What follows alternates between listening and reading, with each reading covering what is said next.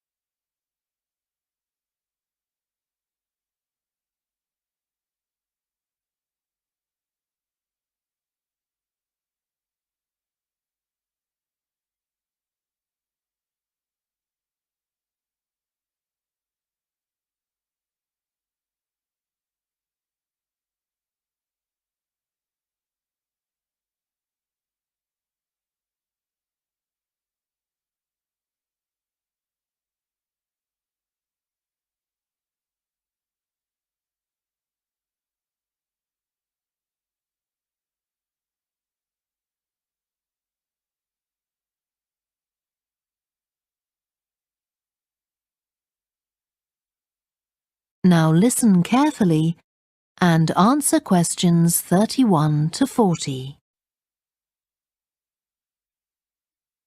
So, what I'm going to talk about to you today is something called ethnography. This is a type of research aimed at exploring the way human cultures work. It was first developed for use in anthropology, and it's also been used in sociology and communication studies. So, what's it got to do with business, you may ask? Well, businesses are finding that ethnography can offer them deeper insight into the possible needs of customers, either present or future, as well as providing valuable information about their attitudes towards existing products. And ethnography can also help companies to design new products or services that customers really want. Let's look at some examples of how ethnographic research works in business.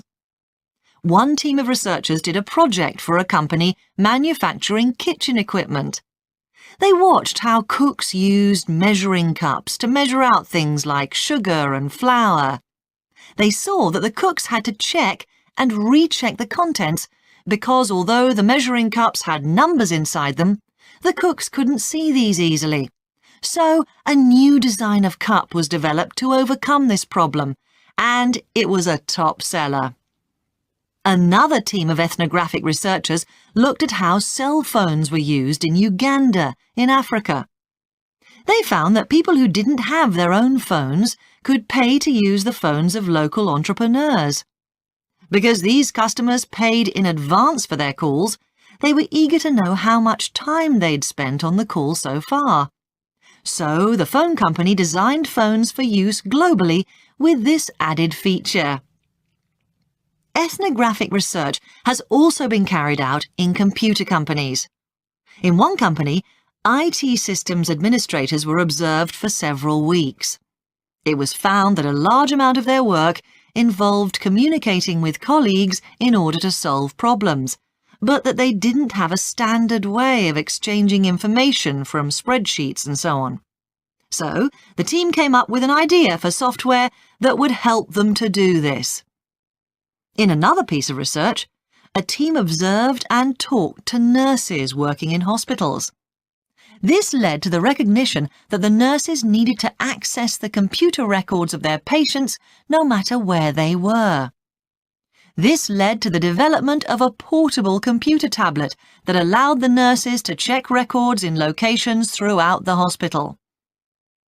Occasionally, research can be done even in environments where the researchers can't be present. For example, in one project done for an airline, respondents used their smartphones to record information during airline trips, in a study aiming at tracking the emotions of passengers during a flight.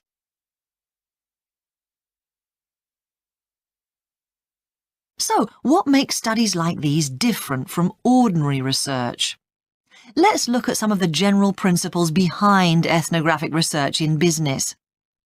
First of all, the researcher has to be completely open-minded. He or she hasn't thought up a hypothesis to be tested, as is the case in other types of research. Instead, they wait for the participants in the research to inform them. As far as choosing the participants themselves is concerned, that's not really all that different from ordinary research. The criteria according to which the participants are chosen may be something as simple as the age bracket they fall into, or the researchers may select them according to their income, or they might try to find a set of people who all use a particular product, for example. But it's absolutely crucial to recruit the right people as participants. As well as the criteria I've mentioned, they have to be comfortable talking about themselves and being watched as they go about their activities. Actually, most researchers say that people open up pretty easily, maybe because they're often in their own home or workplace. So, what makes this type of research special is that it's not just a matter of sending a questionnaire to the participants.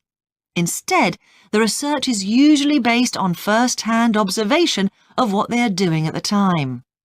But that doesn't mean that the researcher never talks to the participants. However, unlike in traditional research, in this case, it's the participant rather than the researchers who decides what direction the interview will follow. This means that there's less likelihood of the researcher imposing his or her own ideas on the participant.